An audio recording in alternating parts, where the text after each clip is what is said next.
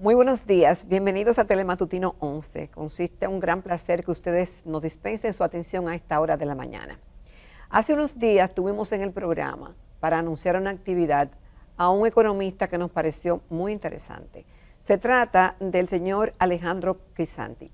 Él es venezolano y desde hace unos años está residiendo en la República Dominicana, liderando como CEO la empresa Ecoanalítica, que es una empresa de consultoría económica regional con oficinas en Caracas y en Santo Domingo. Tiene un PhD en economía con más de 30 años de experiencia en mercados internacionales. Ha sido profesor, consultor e investigador. Además, importante esto, ha sido premiado 5 veces como el mejor economista equipo de investigación para América Latina y para la región andina en Nueva York. Por tanto, consiste para nosotros en un gran placer presentarles a ustedes esta mañana los conocimientos, la experiencia del licenciado Alejandro Crisanti, a quien damos la bienvenida al programa. Muy buenos días. Muy buenos días, Jacqueline. Muchas gracias por la invitación. Bueno, encantada de tenerla con todo este teleauditorio. Y justamente, termina un 2024, comienza un 2025. Los antecedentes son importantes para saber qué puede venir. No que se tenga una bola mágica, una bola de cristal, porque las variables cambian, pero sí en base a la experiencia y a elementos tomados en consideración se pueden hacer conclusiones y se pueden hacer algunos pronósticos. Por ejemplo, el 2024 para la República Dominicana, y si quiere relacionarnos un poco con lo que yo digo que la economía dominicana y lo que pasa a nivel local, lo determina mucho lo que pasa también a nivel internacional. Esas variables, más en un mundo globalizado, influyen en el comportamiento de los mercados y de la economía en los países. Y la República Dominicana no es la excepción. Entonces, ¿cómo terminó el 2024 para la República Dominicana? Si pudiera hacernos un resumen. ¿Y cuáles variables afectaron positiva o negativamente ese desempeño? Sí, mira, yo creo varias cosas, ¿no? El 2024 ya la suerte está echada, ya el 2024 cerró y cerró bien, es justo decirlo, cerró con un muy buen crecimiento económico. El crecimiento económico va a estar entre 5 y 5,1%, lo cual es excelente, es crecimiento a su potencial, un tipo de cambio que a diferencia del resto de la región se ha mantenido bastante estable. Yo entiendo que a mucha gente no le gustara que el tipo de cambio subiera por encima de 60 y lo prefieren tener más bajo, pero si lo comparamos con el real brasilero, que se depreció casi un 25%, con el peso mexicano, que se depreció casi un 20%, con el peso colombiano, que también se depreció cerca de un 16-17%. O sea, son todas monedas que se han depreciado mucho, mientras que el peso dominicano se depreció, es decir, subió su valor en apenas un 3%.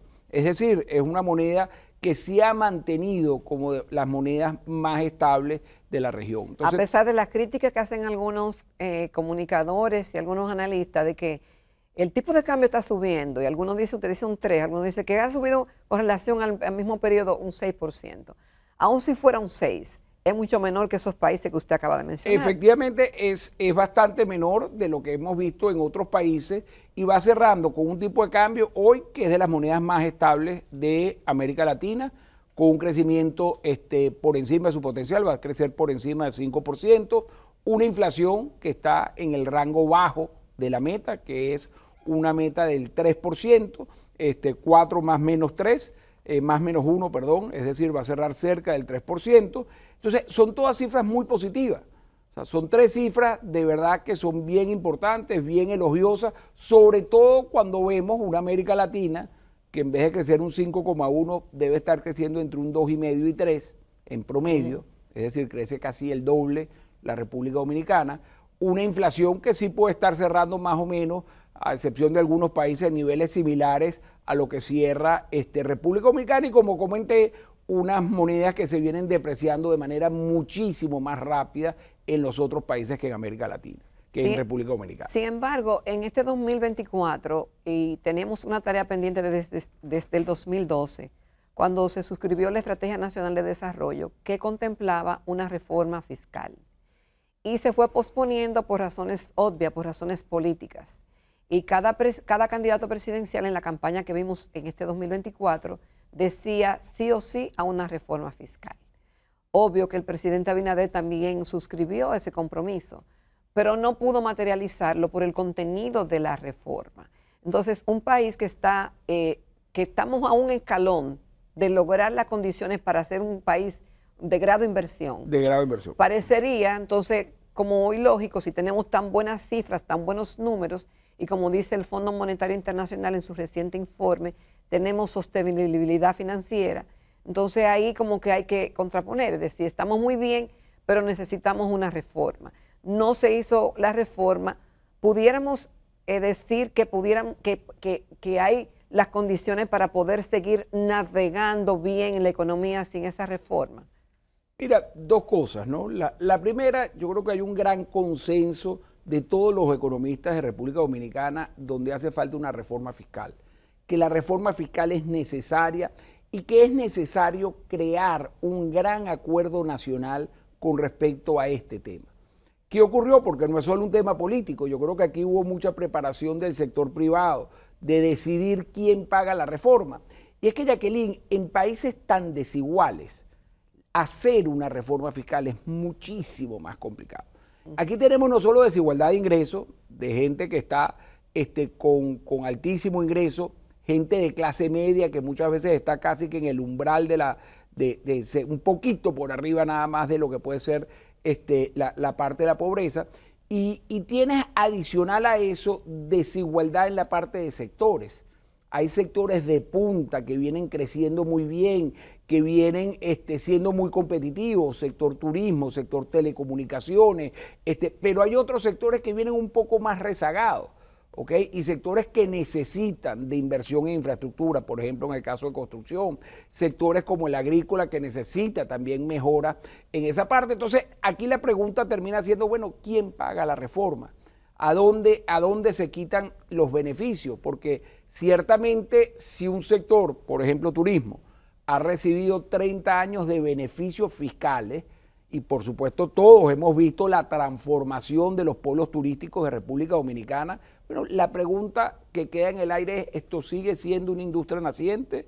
Ellos todavía necesitan de esa ayuda fiscal para seguir creciendo, para seguir floreciendo.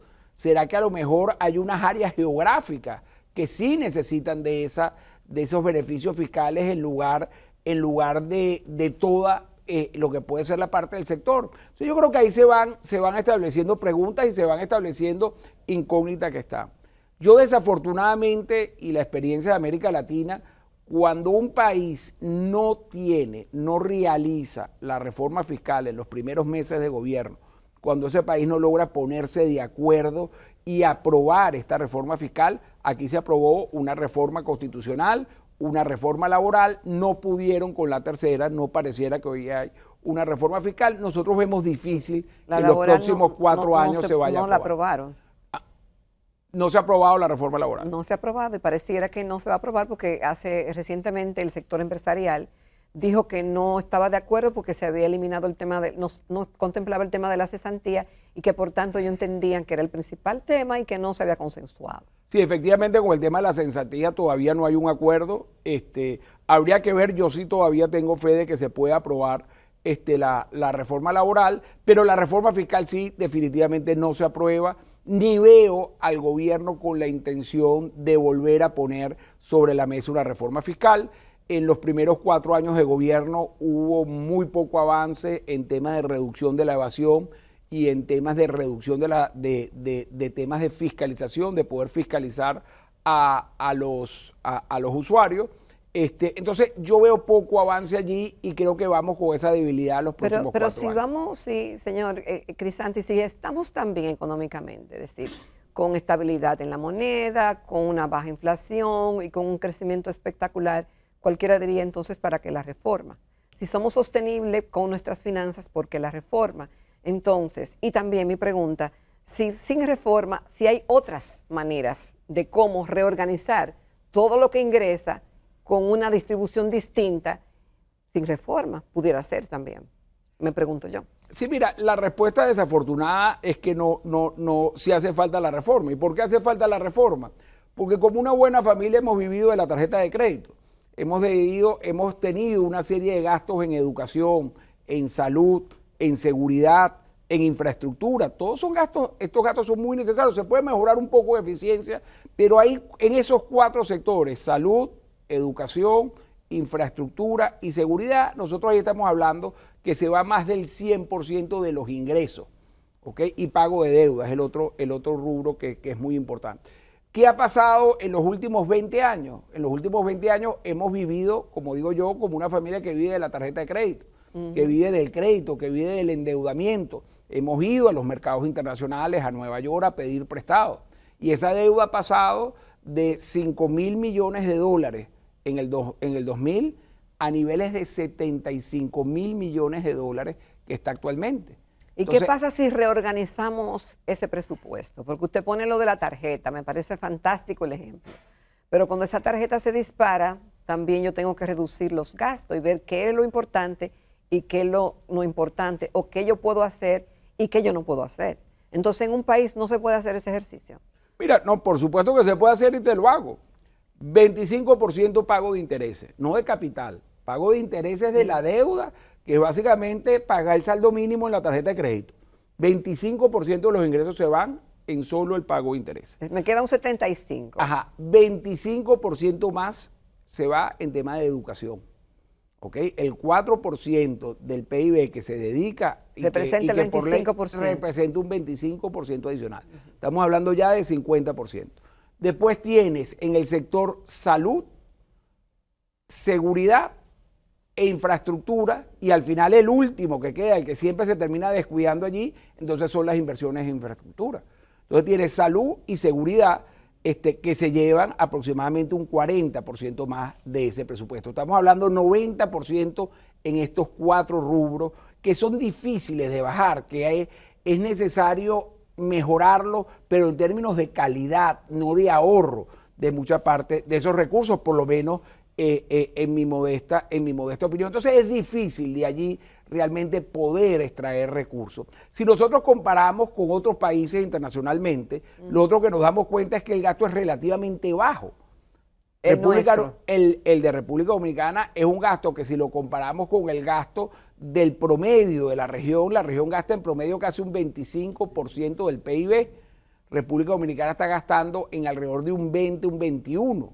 Es decir, estamos gastando menos, lo que pasa es que recogemos en términos de impuestos muchísimo menos de lo que recoge también la región. Estamos hablando que aquí se recogen en términos de impuestos alrededor de 16 puntos del PIB, del Producto Interno Bruto, cuando el resto de la región está cercano a 23.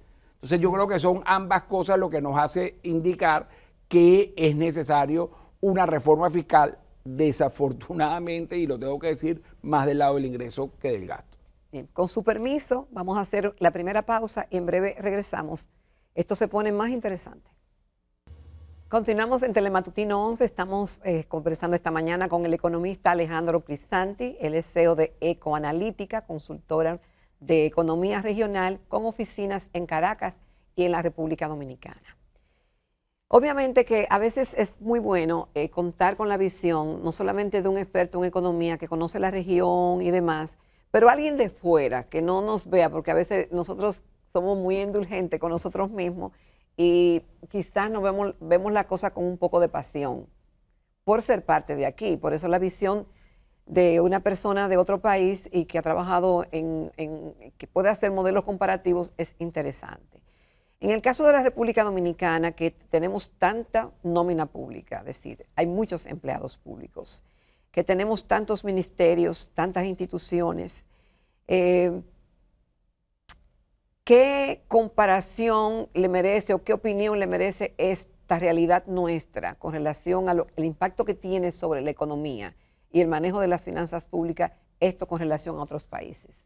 Usted hablaba en el segmento anterior de que en otros países se hace más inversión y que nosotros estamos por debajo. En otros países se invierte un 25% y nosotros estamos invirtiendo un 21%.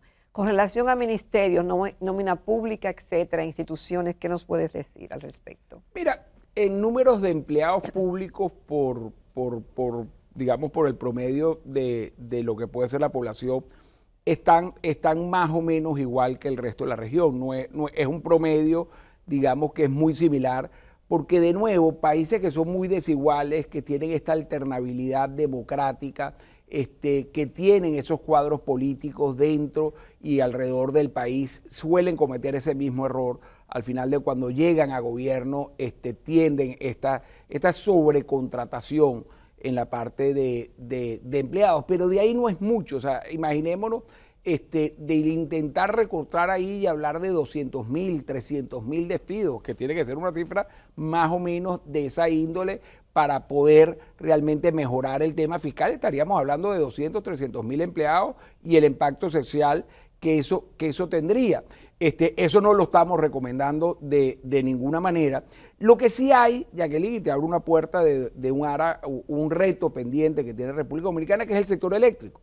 O sea, cerca de la mitad, casi el 40%, no la mitad, pero el 40% del déficit fiscal se va en el subsidio eléctrico.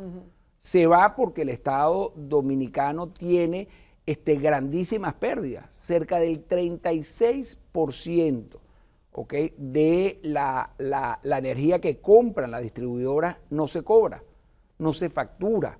O se pierde en el camino. Efectivamente, lo que pasa por la distribución de las redes. Pero y todo por el mundo, estado de las redes. Pero no es difícil encontrar dónde se pierde.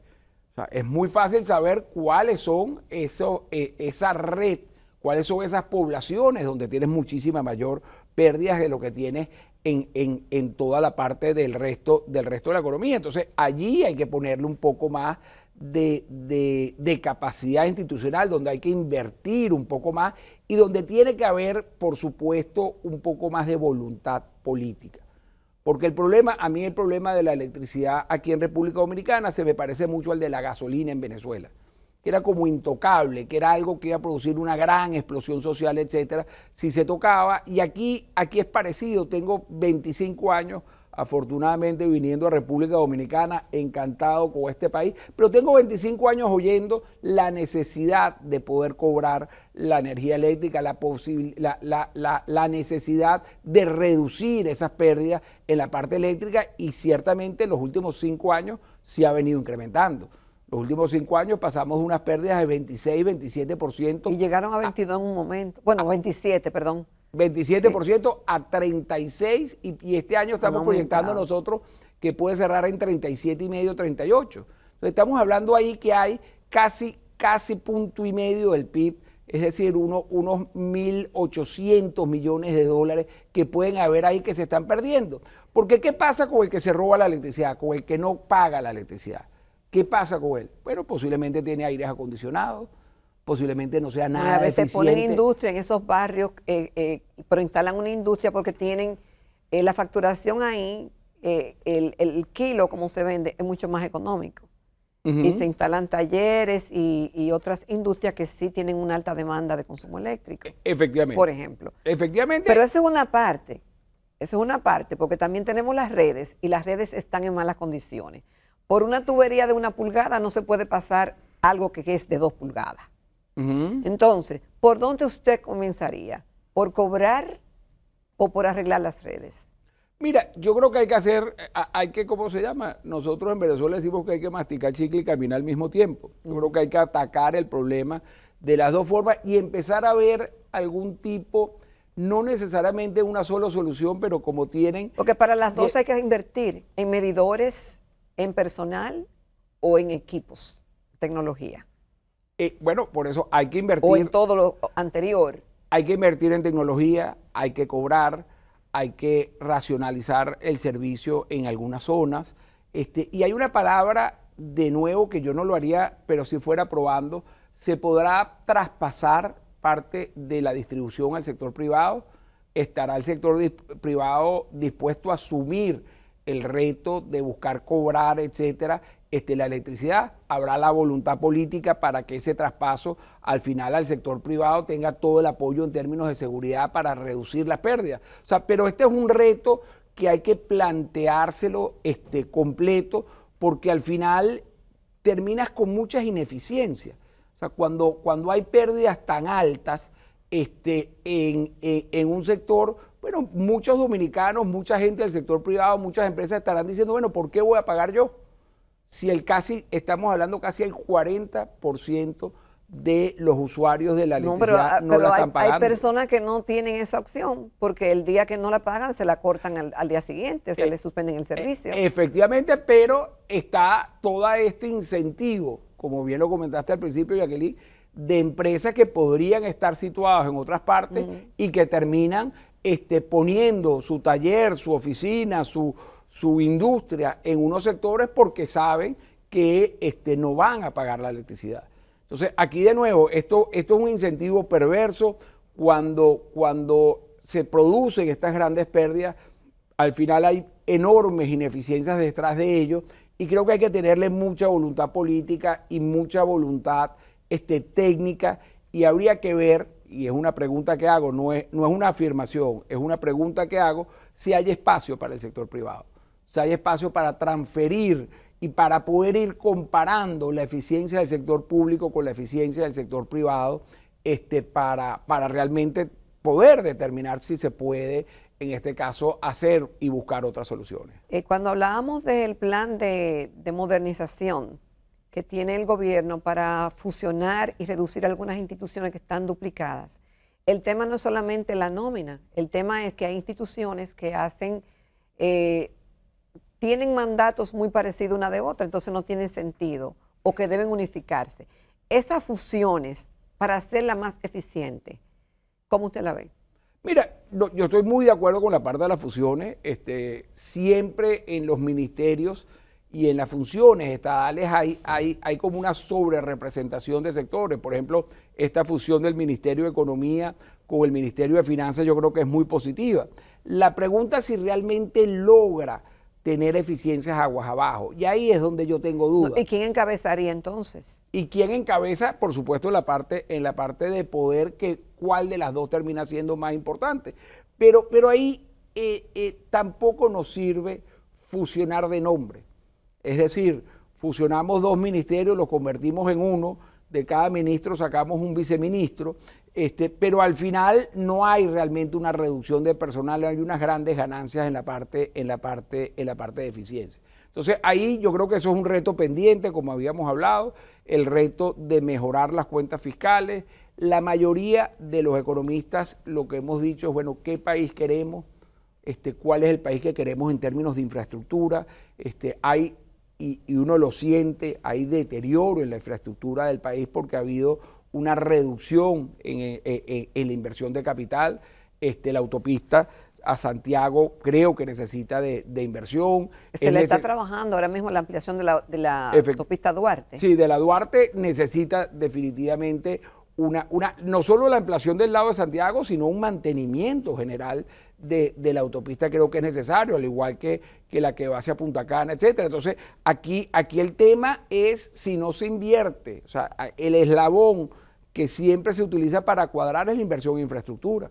Y se demoran proyectos que son necesarios o se retrasan proyectos que son necesarios. ¿Y las alianzas público-privadas para ese tipo de proyectos? ¿Cómo usted lo ve? Mira, no, siempre... Es decir, no, sería una opción, sobre todo tomando en consideración de la falta de recursos para seguir invirtiendo. Mira, en el sector energético a mí me gustan mucho las alianzas público-privadas, creo que son un excelente apoyo, una excelente unión, una excelente sinergia en la parte, por ejemplo, de producción de energía.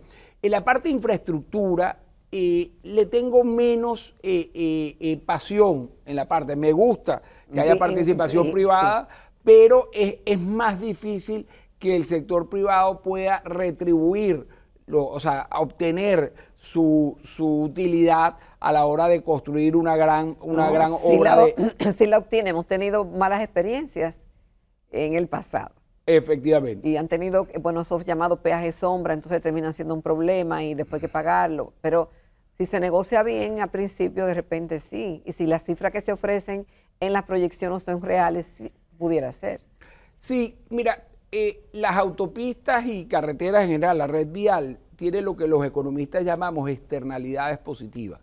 Es decir, su costo es muy alto, es difícil que por el tránsito vehicular puedas, y la experiencia un poco en el mundo, los peajes tendrían que ser muy altos para realmente poder cobrar esa parte, pero tiene una serie de externalidades positivas que benefician mucho a todas las poblaciones que pasan cerca, a la seguridad de las personas que transitan en ella, al tiempo que demora entonces ir de un lugar a otro. Entonces hay muchísimas cosas que son positivas y por eso muchas de ellas terminan o con un subsidio o con una participación pública que es relativamente importante.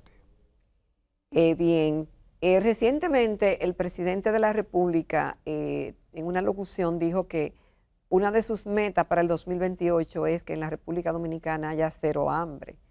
Una meta ambiciosa porque envuelve muchas cosas. Para que eso pueda ocurrir, tiene que aumentar la oferta de empleo, tiene que mejorar la educación, tiene que haber buen clima para hacer negocios, para contratar personas, para que haya niveles de precios asequibles, que la producción también, por ejemplo, y la autosuficiencia alimentaria aumente en la República Dominicana. Es decir, hay muchos factores que condicionan esa meta para el 2028 del presidente Abinader. ¿Qué valoración usted le ve y si es lograble en la República Dominicana? Mire, yo que vengo, como dije anteriormente, tengo casi 25 años viniendo, uno ve y se palpa muy bien la mejora que has tenido, no solo en la parte de infraestructura, también en la parte social que has tenido en los últimos 25 años. Eso hace que las brechas, muchas de las brechas sociales se hayan cerrado de manera importante y se van a continuar cerrando, puesto que República Dominicana es el país de mayor crecimiento en América Latina, no del año pasado, de este año, sino cuando vemos el promedio de los últimos 50 años, de los últimos 55 años, cuando agarramos cuánto ha crecido la región de 1970 al 2024. Oye, la verdad que con orgullo República Dominicana está ahí en el primer puesto.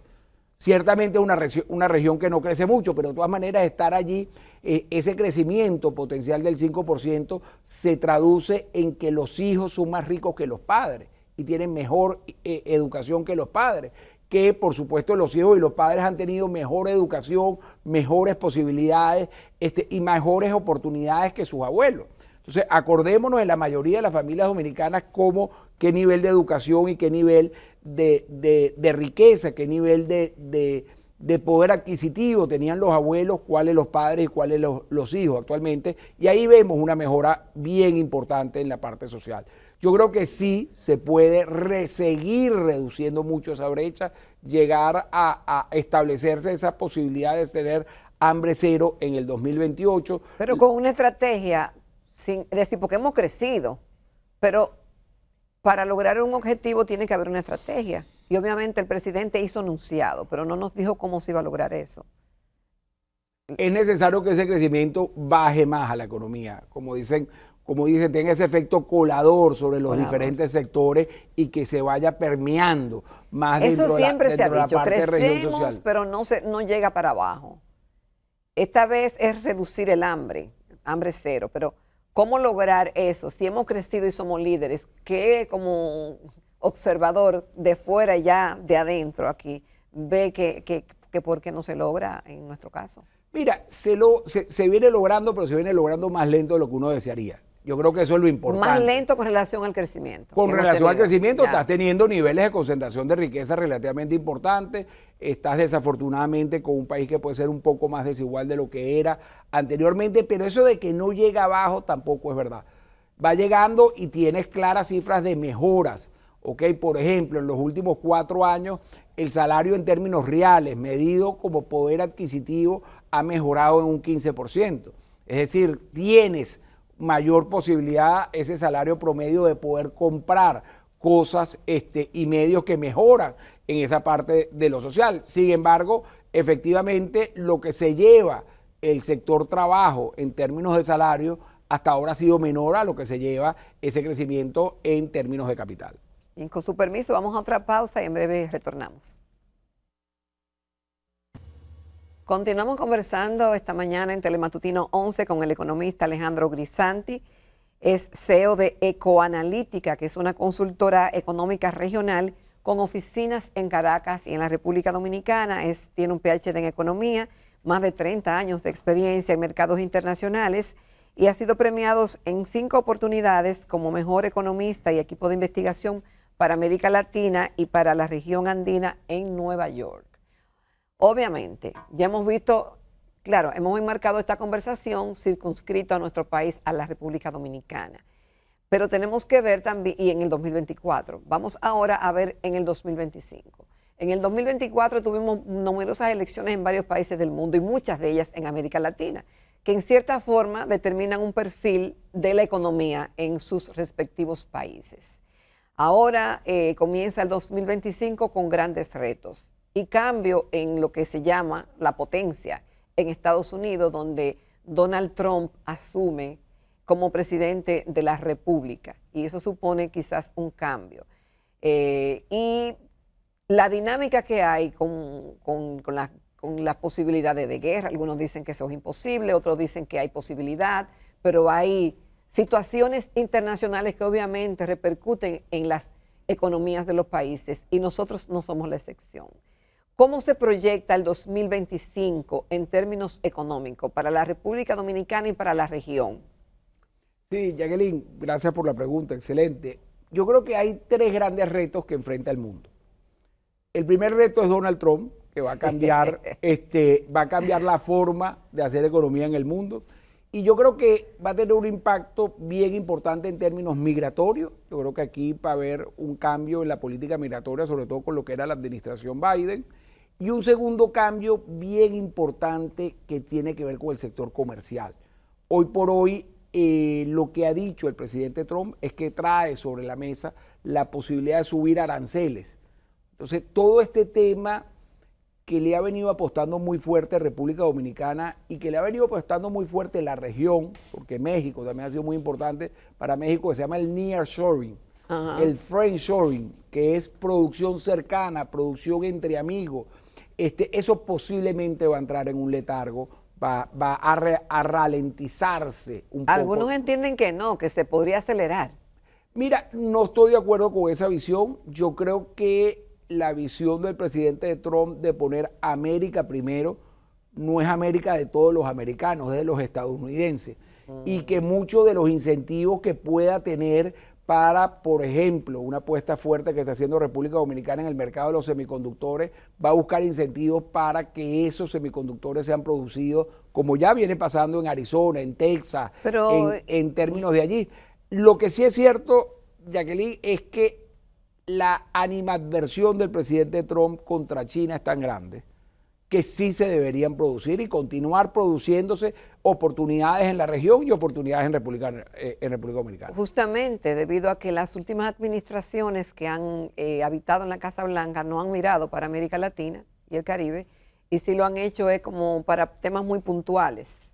La visita de Anthony Blinken en la República Dominicana y Haití fue para un tema en específico. Pero después no han mirado para acá. Nosotros tenemos un año sin embajador, por ejemplo, y lo propio ha pasado en el sentido de atención en muchos países de América Latina. Sin embargo, China ha ido aprovechando ese descuido y cada vez tiene más incidencia y más relaciones consolidadas con los países del área. ¿Eso no pudiera ser un punto de inflexión para que la administración de Trump mirara un poco para América Latina y el hecho de que el nuevo secretario de Estado, que es la segunda posición más importante del gobierno de los Estados Unidos, sea Marco Rubio, de origen latino, no pudiera ser eso una señal de que esa relación pudiera ser diferente con la región? Mira, posiblemente políticamente sí. La respuesta es que en lo político creo que va a haber un acercamiento. He tenido la suerte de conocer personalmente al senador Rubio y es una persona que conoce muy bien la región, que conoce muy bien las particularidades de cada uno de los países, pero su visión va a ser un poco más en lo político, no en lo comercial. En lo comercial ahí el presidente Trump ha hablado de posibilidades de crear aranceles de 25 y 30%, ¿ok? Para México como para otros países de la región. Yo creo que, y lo voy a decir con toda responsabilidad, yo creo que el presidente Trump tiene una figura muy personalista y aquí van a haber grandes ganadores en la región. Yo creo que el presidente Milei se ha cuadrado siempre desde mucho antes, muy cerca al presidente Trump. Yo creo que lo mismo pasa con Bukele en El Salvador, incluso con Mulino en Panamá. Yo creo que estos 3 países van a ser como los grandes ganadores en los próximos 4 años porque vinieron apoyando, vinieron desde antes destapando sus cartas con respecto a lo que puede ser una posible victoria de Trump. Ahora, yo de ahí veo los beneficiarios, países que son cercanos, que siempre han tenido muy buena relación con los Estados Unidos, que reclaman su embajador, que por temas de esta polarización que ha tenido Estados Unidos no se ha terminado de darle no se terminó en los 4 años de Biden de aprobar, que el Senado aprobara quién iba a ser el embajador aquí en República Dominicana. Pero dentro de esos beneficiarios claramente está República Dominicana. Es decir, nosotros seríamos beneficiarios de un gobierno de Trump. Es decir, esa es la mayor preocupación para el 2025. Yo creo que no, pero el gran reto en los próximos 4 años es que vamos a tener, en mi opinión, un aletargamiento, una reducción de la velocidad con que se venía tratando muchos de estos temas de nearshoring. Yo creo que eso va a salir un poco de la parte de agenda y ese es uno de los retos que había comentado que teníamos. Hay 2 retos adicionales. El otro reto es que todo parece indicar que la Reserva Federal, el Banco Central en Estados Unidos, va a reducir tasas, pero de manera mucho más lento que el resto de los países de la región. Es decir, Brasil, la misma República Dominicana, Colombia. No, pero no lo hacía desde hace años y lo hizo una vez en este año. Lo ha hecho ya 2 veces este año. Está la pregunta si lo hace una tercera. Pero y si es necesario hacerlo, porque ya mandó la señal. Estamos de acuerdo, pero lo que estoy diciendo es que va a seguir reduciendo, pero de manera más lenta de lo que viene reduciendo el resto de la región. Pero siempre ha sido así. No, bueno, no en todos los casos, fíjate, yo creo que aquí hay 2 casos que son muy distintos, que se dieron por primera vez ahora entre los países de la región. Lo primero es que cuando hubo inflación, los países de América Latina reaccionaron de manera mucho más rápida que la Reserva Federal. Por primera vez, los bancos centrales de la región tuvieron la madurez de decir, esta inflación no es importada, es necesario proteger el poder adquisitivo de nuestros ciudadanos y subieron tasas antes que la FED. Por consiguiente, el ciclo de inflación viene mejorando más rápidamente en América Latina que en la Reserva Federal.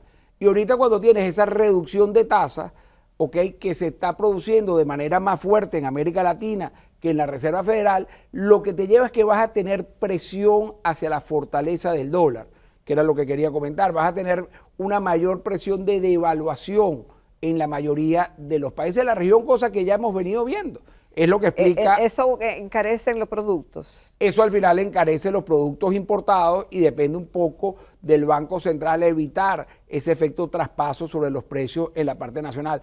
Pero vamos a tener un 2025 que va a tener una presión cambiaria, que va a tener una presión a la fortaleza del dólar y por consiguiente una presión a debilitamiento un poco de la parte del peso. Los organismos internacionales, llámese Fondo Monetario Internacional y la CEPAL, por ejemplo, han dicho que para el 2025 las condiciones están dadas para que la República Dominicana continúe creciendo. Va a continuar creciendo. Yo soy un poco menos optimista que el Fondo Monetario y la CEPAL. Nosotros vemos una reducción en la parte del crecimiento de República Dominicana. ¿Y por qué? ¿Y dónde se puede evidenciar esa reducción? Mira, yo creo que la vamos a empezar a ver con la cifra de crecimiento de diciembre, creo que es la primera que vamos a ver. Creo que vamos a ver un menor crecimiento en el primer semestre del 2025, un crecimiento que puede estar alrededor del 3,5, que es relativamente bajo en promedio para Pero para República comenzar el Dominicana. año es bajo.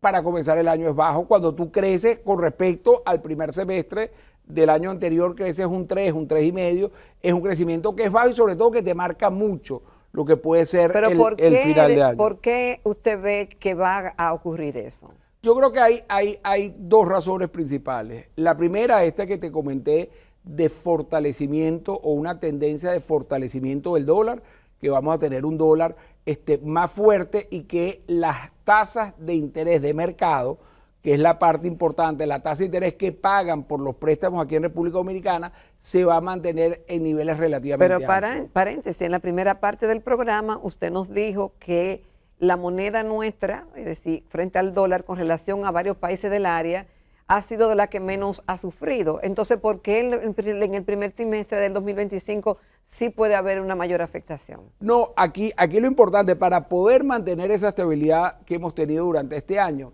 se han mantenido unas tasas de interés reales positivas, unas tasas de interés en peso que son relativamente altos. La tasa de interés promedio en República Dominicana está en 17%. Eso es muy alto para el sector construcción. Entonces nosotros estamos viendo... Pero hace poco se hicieron una liberación del encaje legal, creo que de 35 mil millones para viviendas, por ejemplo, y eso algún impacto deberá tener. Así como la tasa de política monetaria, el Banco Central la ha bajado creo que 3 veces en el último semestre. Sí, la tasa de política monetaria se ha venido reduciendo, sin embargo la tasa de mercado no. Esta es la primera vez, lo que se dijo recientemente, hace unas pocas semanas, de que veníamos con un incremento y un incentivo del sector construcción. El problema o la diferencia, como yo lo veo, es que eso se va a tardar en permear. No es que en enero ya vamos a tener proyectos aprobados, para terminar etcétera. hay que comenzar. No, es mejor por supuesto que lo hayan anunciado ahora. Yo hubiese preferido que lo hubiesen anunciado hace 2-3 meses, ¿no? Para que permee y dé con más fuerza este primer semestre. Es que ¿no? Tenemos que esperar las elecciones de Estados Unidos, ¿qué usted quería? Bueno, yo creo que el sector construcción podía arrancar en esa parte, digamos, el fortalecer, el dar incentivos al sector construcción, sobre todo en la parte de vivienda de menos recursos, porque ese es un proyecto que engloba muchas de las cosas que hemos venido hablando ahorita en la noche de cómo redistribuir y llegar mejor este sistema de reducción de encaje, de mejora de la liquidez con el objetivo de construir, de favorecer al sector construcción en viviendas de bajos recursos es bien importante. Usted vio mencionar a Venezuela cuando habló de los países que pudieran ser favorecidos con la administración Trump y algunos que no, y si se miraría para la región, siendo Venezuela un país que tiene un peso en términos de su producción petrolera, quiera o no, no importa quién esté ahí, pues eso va a tener un peso en decisiones. ¿Cómo será para Venezuela? Mira, para mí va a ser una gran incógnita la respuesta política de Trump a Venezuela, a Nicaragua y a Cuba, pero principalmente a Venezuela, donde se ganó una elección de manera limpia, donde se comprobó la victoria de una manera totalmente limpia y donde el presidente electo debería asumir el 10 de enero. Ahí hay un gran cuestionamiento, pues estamos hablando de alrededor de 30 días que quedan para ese día y qué puede pasar en esa parte, porque claramente hay un presidente que fue electo, no reconocido institucionalmente en Venezuela. Pero reconocido por muchísimos países y naciones tan potentes como en Estados Unidos, que ya hace poco hasta el presidente Biden ya dijo que el ganador era quien era. Efectivamente, y a nadie le cabe duda, Aquí no se trata de gobiernos de derecha o de izquierda, porque el presidente Lula, el presidente Petro, el presidente Boric, todos ellos han dicho y les queda muy claro que ganó Edmundo González en Venezuela. Ahí hay una gran incógnita de qué puede pasar en ese caso de cara al 10 de enero, que es cuando toca el cambio presidencial. Pero ahí tenemos países beneficiarios. Yo sí veo países que van a tener una relación más difícil, las grandes. México, por ejemplo. México va a tener una relación muy difícil, muy retador. La relación de México con Estados Unidos, la relación de Brasil, la relación de Colombia y la relación de Chile.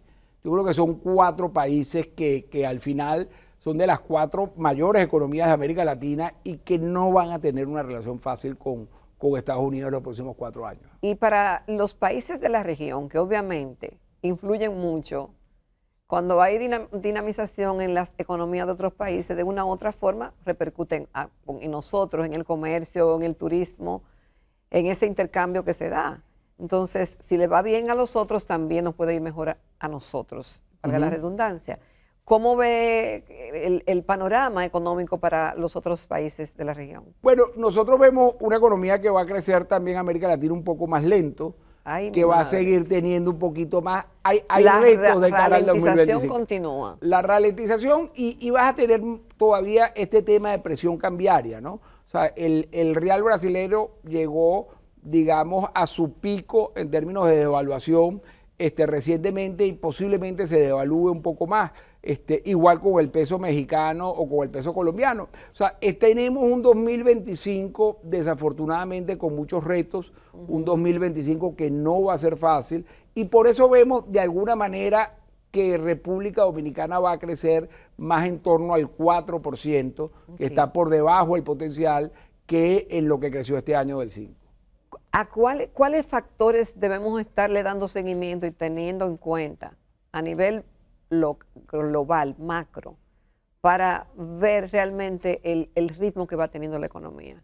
¿De dónde uno no debe quitar la vista? Sí, mira, yo creo que dos, tres cosas, ¿no? Primero, precio de la energía, y con todo el conflicto del Medio Oriente, ver si se llegase a producir algún ataque, ni que Dios lo quiera, pero si las instalaciones petroleras del Medio Oriente terminan involucradas en la parte de la guerra y que puedas tener ahí una disparada de precios del precio petrolero internacional. No es el caso, no es lo que estamos viendo, a pesar del conflicto, se han respetado las instalaciones petroleras y el Medio Oriente sigue produciendo con mucha fuerza y tenemos un mercado más bien sobreofertado. En la visión de Ecoanalítica para el año que viene es que podemos tener una reducción de precio petrolero ligera, pero que eso por supuesto beneficia a un importador como es República Dominicana. El segundo es el ritmo de reducción de tasas de la FED y de la inflación americana en general. Si llegara a producirse. Yo pensaría que sí se va a producir, pero muy lentamente. ¿Okay? Vamos a tener unas reducciones adicionales, pero muy lentamente porque todavía hay presión de precios, todavía es una economía que viene creciendo con mucha fuerza y que va a hacer que las tasas bajen más lentamente. Y el tercer punto tiene que ver, que es un factor totalmente local, que recomiendo que vean, es la tasa de interés de mercado en República Dominicana. Cómo esa mejora en la liquidez, esa reducción del encaje, termina permeando en poder obtener préstamos a menor costo que vayan dirigidos, por supuesto, a la parte de producción, no de consumo. Sobre todo, generalmente no te impacta mucho la tarjeta de crédito, desafortunadamente, con lo cual impacta poco consumo, pero que tenga ese efecto dinamizador sobre las empresas, sobre la producción de empleo, sobre la economía, menores tasas que puedan acompañar ese endeudamiento del crecimiento económico del 2025. Bueno, muchísimas gracias al señor Alejandro Crisanti, economista, destacado por sus aportes como catedrático e investigador en la República Dominicana y en otros países del área, y que tuvimos la oportunidad de conocerlo en un evento, y yo espero que esta no sea la última vez que esté en Telematutino, sino que ya sea un habitué y que venga muchas veces más. Muchísimas gracias y un feliz 2025 para usted y su familia. Claro, igual, un 2025 para toda la familia dominicana que nos ha acogido a nosotros con mucho cariño. Bien, vamos a una pausa y en breve regresamos con la recta final de Telematutino 11.